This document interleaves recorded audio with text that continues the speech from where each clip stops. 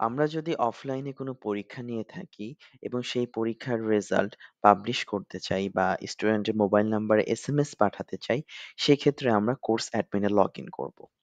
Course অ্যাডমিনে log in করবার পর menu থেকে রেজাল্ট পাবলিশ অপশনে চলে আসব। এখানে আমরা দুইটি অপশন দেখতে পাচ্ছি, অফলাইন কুইজ লিস্ট এবং কুইজ র্যাঙ্কিং।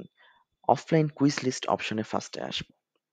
অফলাইন কুইজ লিস্টে আসবার পর আমরা সর্বপ্রথম অ্যাড অফলাইন কুইজ এই বাটনে ক্লিক করব। এখানে আমরা ৩টি অপশন দেখতে পাচ্ছি।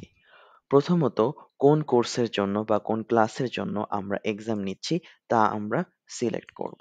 অতঃপর আমরা যে এক্সামটি নিচ্ছি সেই এক্সামের নাম কি তা দিব। আমরা যে এক্সামটি নিচ্ছি তার টোটাল মার্ক কত তা এখানে লিখে দিব।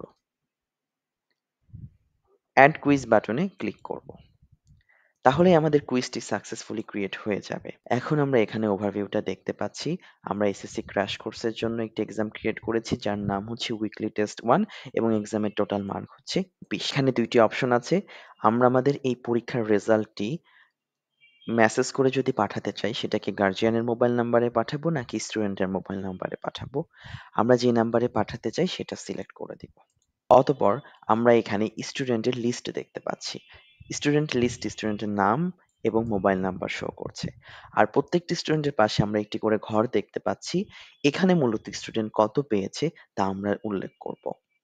আমাদের এক্সাম 20 মার্কের মধ্যে ছিল। আমরা ধরে নিচ্ছি এই স্টুডেন্টটা 19 পেয়েছে। এই স্টুডেন্টটা 15 পেয়েছে। এখানে একটা বিষয় লক্ষণীয়, প্রত্যেকটা ঘরে নম্বর দেবার পরেই আমাদের কিন্তু মার্ক অ্যাসাইন হয়েছে এরকম ধরনের একটা নোটিফিকেশন আমরা দেখতে পাচ্ছি। আমাদের নম্বর দেওয়া শেষ হয়ে গেলে আমরা পাবলিশ রেজাল্ট বাটনে ক্লিক করব। দেখতে পাচ্ছি আমাদের রেজাল্ট সাকসেসফুলি পাবলিশ হয়ে গিয়েছে।